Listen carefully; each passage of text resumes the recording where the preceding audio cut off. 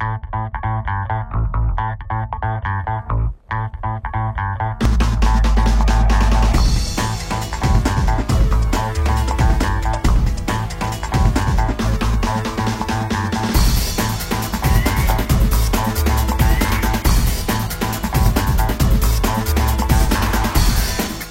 avons réuni 80 collaborateurs du GRS du 3 au 8 mars à Siem Reap au Cambodge.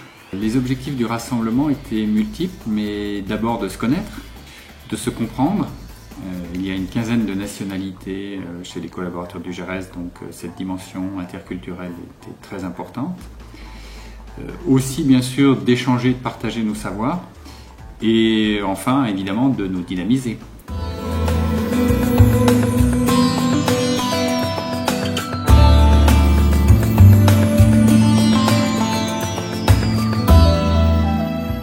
C'est le premier jour du rassemblement, donc ça a été l'occasion de faire connaissance un petit peu aussi.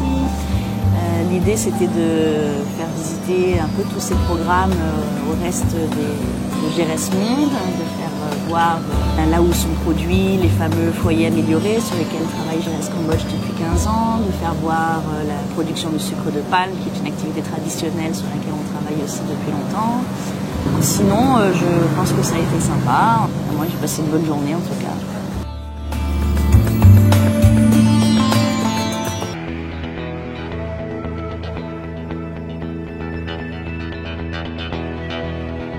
Les activités de GRS France ont commencé immédiatement.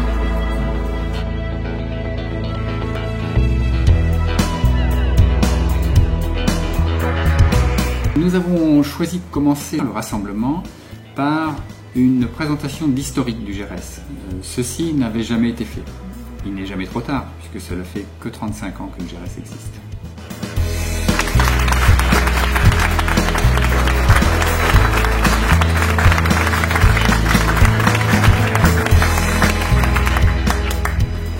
Le développement des sociétés humaines est indissociable du respect de leur environnement. Ensuite, la charte des valeurs, qui a été élaborée pour la première fois en 2012, a été lue en séance plénière. C'était un symbole de notre respect des cultures et des modes de vie des pays où nous travaillons. And take control of their own future.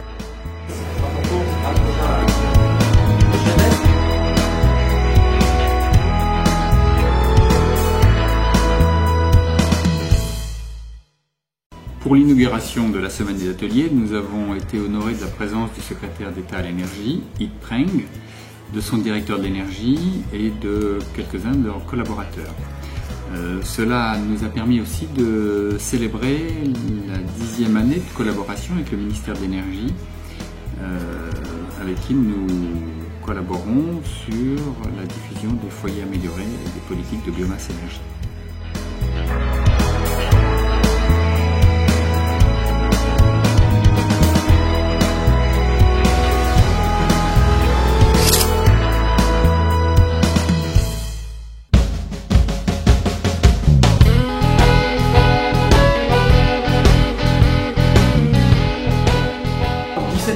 Organisés sur 3 demi-journées.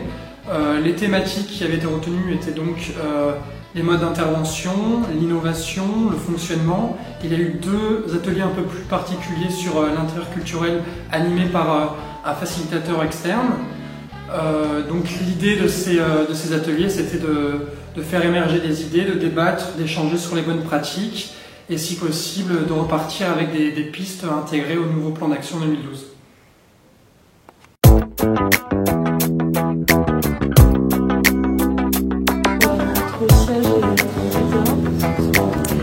L'objectif de l'atelier de ce matin, c'était avant tout d'échanger entre les différentes équipes administratives des branches du GRS.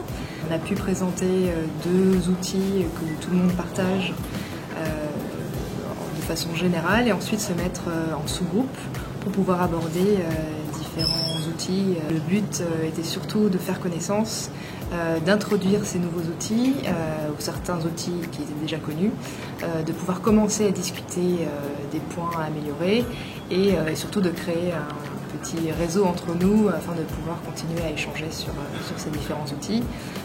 Donc il s'agit principalement de procédures administratives et financières et d'outils pour faciliter la gestion de chaque projet. Voilà.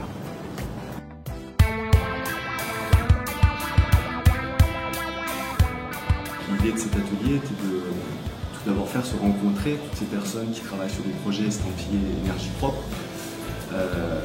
échanger sur les projets des uns et des autres pour en apprendre un maximum de choses à travers l'échange et le croisement des pratiques. On a bien avancé, on s'est entendu sur un modèle général qu'on va présenter dans notre compte rendu d'agenda.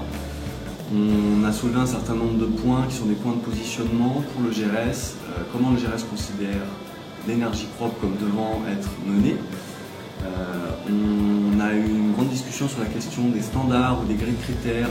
De cette discussion-là a émergé plutôt un principe consensuel de grille de critères ou au moins de liste d'enjeux qui seraient des grands enjeux auxquels le GRS s'adresse s'il monte un projet d'énergie propre. On a évoqué comme une ambition finale peut-être de se doter d'un outil interne qui nous permettrait justement de faire ce suivi de critères et d'enjeux pour chacun de nos projets pour pouvoir en tirer des leçons en termes de propreté, ce qui nous permettrait d'avancer sur cette notion d'énergie propre pour peut-être le prochain exercice stratégique du GRS.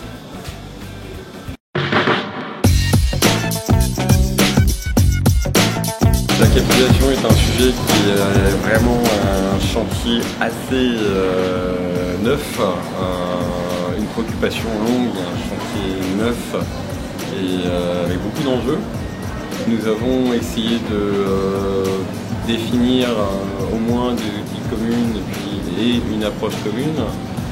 Il y avait beaucoup de choses à faire en amont de la capitalisation sur le tri, le stockage, l'archivage, bref, la sécurité des données, avec les 100 à 120 personnes qui détiennent un savoir technique, de management ou de développement socio-économique. Comment animer un échange de savoir à l'intérieur du GRS, entre les régions et à l'extérieur du GRS, avec aussi un souci de créer des points de vue communs et de réfléchir sur des sujets de prospective.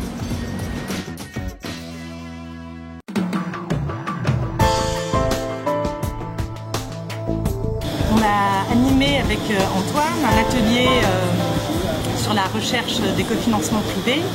L'objectif de cet atelier était d'expliquer un peu notre méthode, de travailler avec les personnes qui sont sur le terrain, qui font elles-mêmes de la recherche de fonds et de développer des outils communs.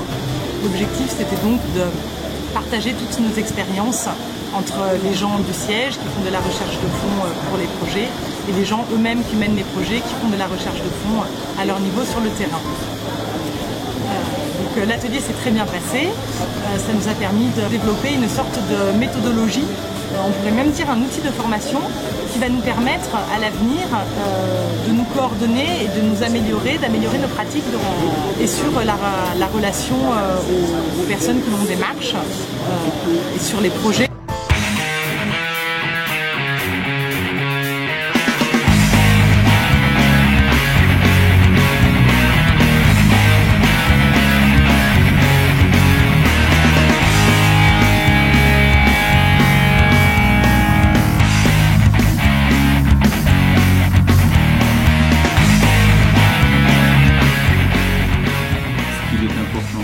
C'est que les liens créés pendant cette semaine vont perdurer.